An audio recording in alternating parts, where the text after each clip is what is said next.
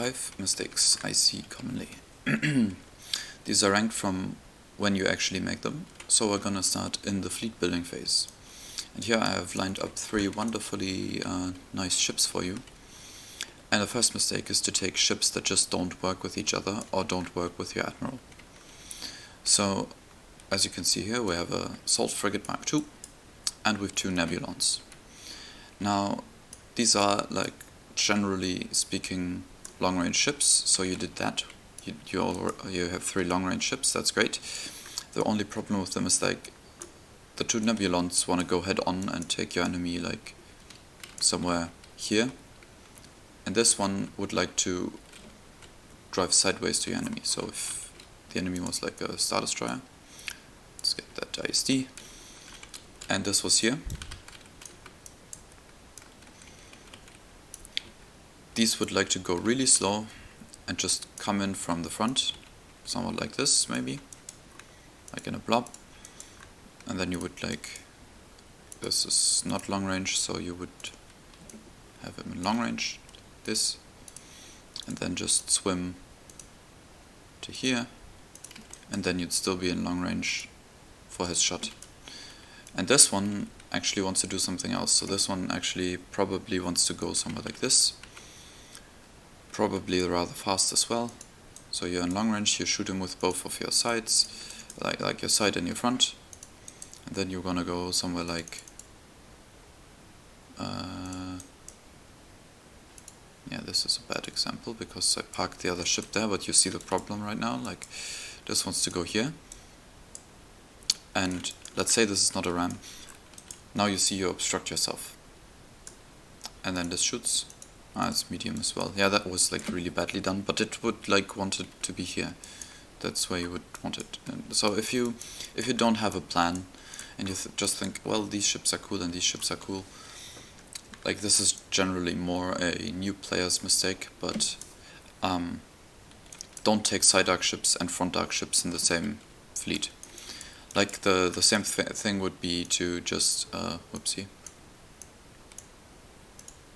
to like take an MC80 with E.m.a, which is like really great because it gives you red dice on the side, and then you would take hammerheads with that. Like, why would you do that? It's like has no good side shot, only wants to fire from the front. Mistake number 2. Just really cluttering your ships, overfitting them with things to do. So I see this most often on the ISD2, where you just go like, okay, it's a nice ship, it's really durable, I'm gonna make it my flagship, let's take Thrawn. Well, I kind of want an officer, so we really need strategic advisor because we need those activations. Let's get strategic advisor. Oh, I also want gunnery team. Oh, look at it, like maybe a hardened bulkheads would be really cool. Yeah, I really need electronic countermeasures because this is like a broken upgrade, you really need it. Then I need really leading shots for the rerolls. And I also like want to have spinal armament because it just gives me more armament, or maybe let's go link turbo laser turrets because I don't know, I want to have better flak. And then let's just, I don't know, make it an Avenger because why not? And as you can see now, you have 191 points in just one ship. And chances are you're not going to use most of the upgrades. Well, maybe you have a really good plan, then again, I'm not gonna judge you. But generally speaking, this is like a really big risk. Yeah, a big risk. That's it. It's a big risk because if you take this ship and it dies, you probably lose the game because 190 points, you're not gonna recover from that. Unless you kill like all of your enemy. And if you do that, you're still gonna just win by a small margin because 191 is almost half the points in your fleet, so you're not gonna win really good. So generally, you never need to fill all the upgrade slots. Like, this is a nice ship, but I wouldn't take this, I wouldn't take that, I wouldn't take this. And okay, you're only down 20 points, but that's like 20 points. Maybe you can spare the gunnery team. I personally wouldn't fly an IC2 without gunnery teams, but that's my opinion. Still, pretty pricey, but the 191 points, you really don't want to do that. On the other hand, like, there's ships that you need to do that on. Like if you look at this bad boy, he costs 150 already, and you really want to play a gate on that. Where is she? There she is. And then you really want to make use of those 158 points because 170 points, because nobody's gonna kill that thing if you do it right. So you're gonna do shield techs, and where's the other guy? Am I blind? Where's Walex? There's Walex. And then you're gonna probably do Kaken and Sholen. This doesn't matter. This will be heavy ions. It's gonna be linked. Come on, where is it? This you don't mind, and this, and then it's 200 points. But this you really want to do. What you don't want to do is like take, for example, oh yeah, the assault cruiser is like a really good one. So you put Akbar on it, and then you put strategic on it because that's broken, and then you're like, oh yeah, let me do, I don't know, engine techs because it's too slow, let me do electronic countermeasures and early warning system because I can, let me do leading shots for the rerolls, where are they?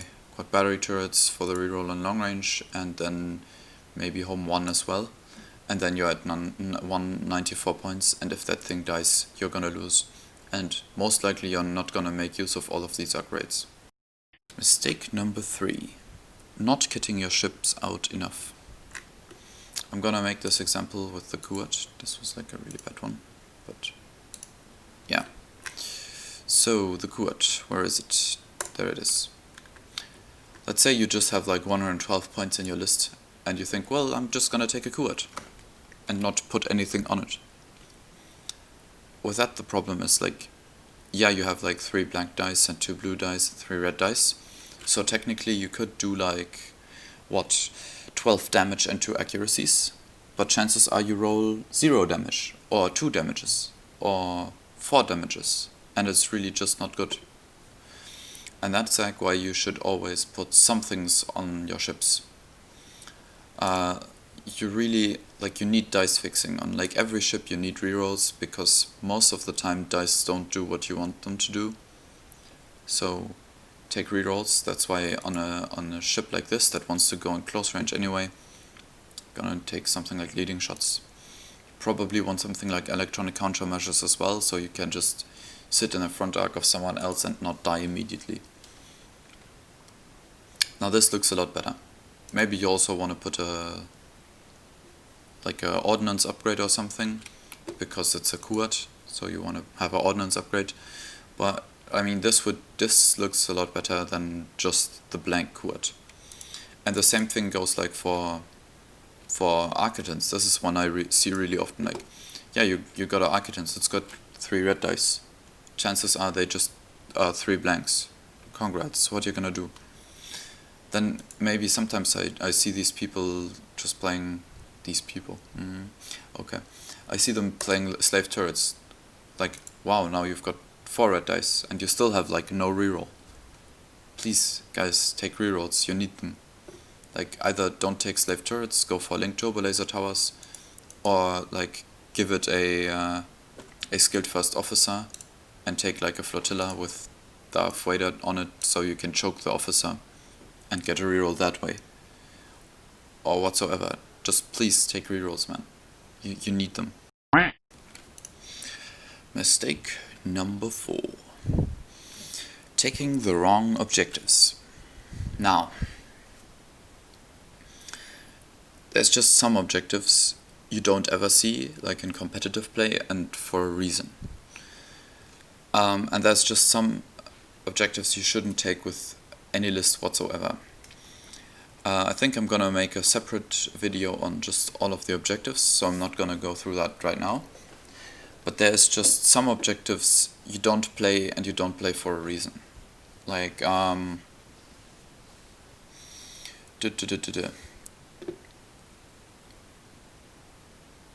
close range intel scan is one of those. Like, it gives too few points for the things you do. like you have to spend an accuracy while being near an objective token. So you have to be near an objective token. B, you have to spend an accuracy that you are not using on the attack. And C, it only gives you like 10 points. Like Iron Storm I would have to read, but I think nobody plays it and it's like justified. And then next thing is like in defense, what you shouldn't play is like I never see Capture the VIP, because it just like it gives 50 points, but it doesn't give you anything in the deployment phase. It doesn't give you any extra dice. It just doesn't do anything for you really good. And the enemy doesn't really have to get to you because it has to be like one of an obstacle and beyond distance 5 of all edges, so you have to get forward with this objective anyway. Second thing is like fleet ambush. It doesn't help you. It places your enemy, like if he's good, he's just gonna ignore it and place his ships, so it doesn't matter for him. And if you're unlucky, like a guy I played yesterday, this objective will just absolutely demolish your list. Next thing, jamming barrier. Like yeah, if you have a fleet with with 4 strategics in it, so you can place the jamming barrier more or less how you want it, that's really good. If you don't have that, just don't bother. Same thing in the navigation thingy with superior position. I see this taken a lot by people who don't have much squadrons. Don't do it, man, it's a squadron objective. As I said, I'm gonna probably make a objective rundown where I go through every objective and what kind of lists like them. But I mean, this is one. Then like the navigational hazards I never see, because what do you have to do there? You have to land on asteroids to get the tokens. I mean, why would you for 15 points just not land on the asteroid? I think the second player doesn't suffer them, but you know what I mean. So yeah, look at your objectives. Look at them from if you were an enemy, and if the enemy fleet would like look at one and say, yeah man, I don't care to play against that, then it's a bad objective. Like your objectives should hurt your enemy and just give him physical pain between which of the 3 he's gonna take, because every of the objectives should hurt him. Because if you're second player, you're controversially, I'm just gonna say it, you have like a disadvantage, and the objective is there to minimize that disadvantage. Mistake number 5. Not fucking navigating. So, a lot of times I just see people and they're like, yeah, I can like concentrate fire and I'm gonna get an extra die, or well, I could repair and then I could get 2 shields back or something. I'm gonna show you why that is fucking dumb. Now, first thing, like, if this was like here, and let's say you're a cool Imperial player, you're going speed 1, and you know you're fast, so you're gonna shoot all of it, and then you would go like speed 1, this, and the problem with this is like, I actually did it. Oof. This was not what I wanted to demonstrate, guys. Well made videos, never mind me. Okay, let's say you're here, give a double arc, just gonna cut that out, man. And then you go speed 1, you go to here, done, and now you're sitting in the double arc. Whereas, if we gonna undo that, and I'm just gonna leave this on for a second, if you had a navigate, you could have just like done this, gone to speed 2 up, done an extra click, and done this. Now, for the shields debate, like, yeah, you could have 2 shields, but if you sit in the double arc, you're gonna lose more than 2 shields, as you can see here. Like, this you wouldn't get hit by the front if you could get into the side completely. So you're gonna get hit by 3 blues and 2 blacks, which potentially do so much more damage than any like repair could ever repair. And the same thing goes like with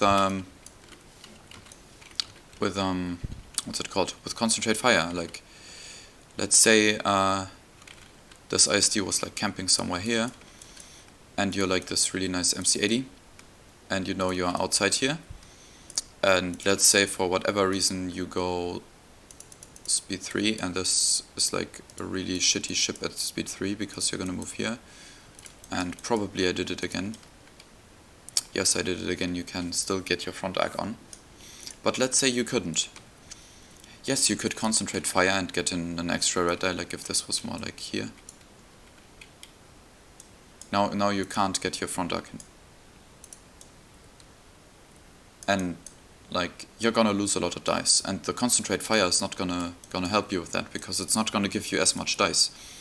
Now if you undo the move, yes, done. And you just go speed 2. You can just nice, I just kicked him. Oof, let's lock that guy. Just like do something like this, and then you have like a really nice double arc, and you're gaining a lot more dice than you would ever by concentrating fire. So my point is, most of the times, guys, you're just really better off by navigating. Because, like, same thing as well. Like, you could just not navigate and go speed 2 and probably somehow get around this. But let's say we get some, like a second ship. Give me a small ship. Come on. This is a really well-made video. Not gonna lie. Oof. Let's say this guy was here. This guy was here, okay.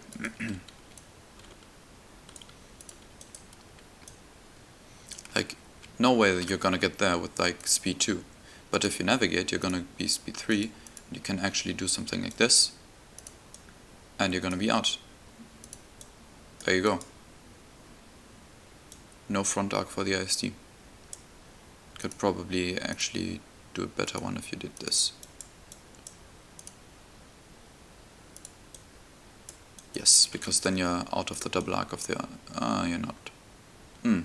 Well, then it doesn't matter, but you get the point. Like, at speed 2 you would never get through there, but because you navigated, you can now go to speed 3 and you're through. Please, guys, navigate. The extra click and, like, the movement is, like, so much in this game. Every ship that doesn't have a navigate, and most of the ships have to go fast. Like, if your enemy plays like 20 corvettes, I know it's not possible, but if he plays like 20 corvettes, your ISD needs to go speed 3 or they're just gonna go away. Like, this is not a great turn. Look at this, now it's a great turn. Or, look at this, now his front is gonna swing really good. What? What just happened there?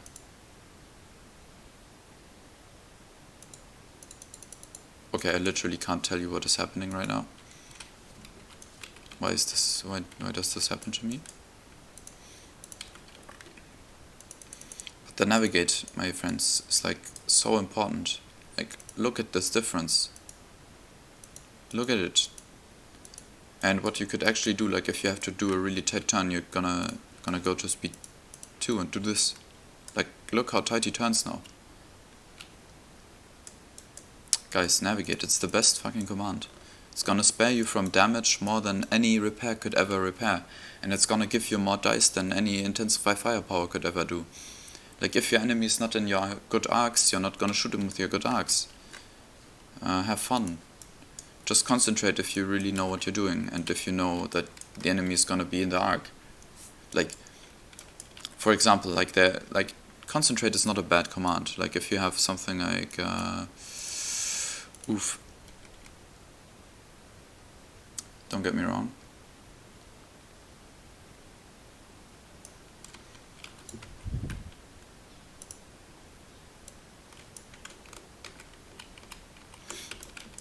Like if this ISD goes speed 1 and you have like 4 corvettes here and they are all like in long range with their good arc. What? Ah, doesn't it work again? Nice. Perfect, okay. And they're all in long range and the ISD just goes speed 1. There's no way he can get out, even if he goes to speed 2. Of course, man. Intensify firepower, I don't care. I mean, concentrate your fire. Like, that's where you use it. But if you have like a big ship that needs to get a big arc on gun, on target, and the things are going really fast, fucking navigate. If you're in the first round and you're not perfectly fine with where your ship sits or how fast it goes, navigate. That repair token is gonna give you maximum 1 shield later on. If it sits in a better position, it's gonna do more damage, it's gonna take less damage.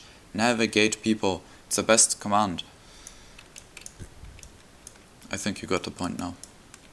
As always, I hope you enjoyed this video, and tell me in the comments below if you're hyped for the really nice objective rundown I'm gonna do.